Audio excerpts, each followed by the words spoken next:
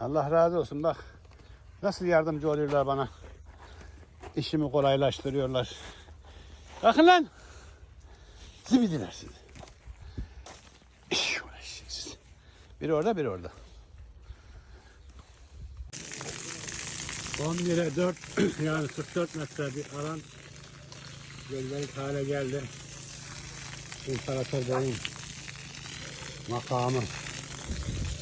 Onların komşuları. Elime sağlık. Allah benden razı olsun. Anama rahmet etsin. Bana da merhamet etsin. Lan oğlum temiz su varsa niye çamur içiyorsunuz?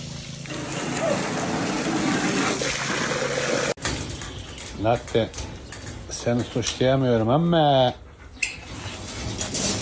çocukları bırakıyor geziyor.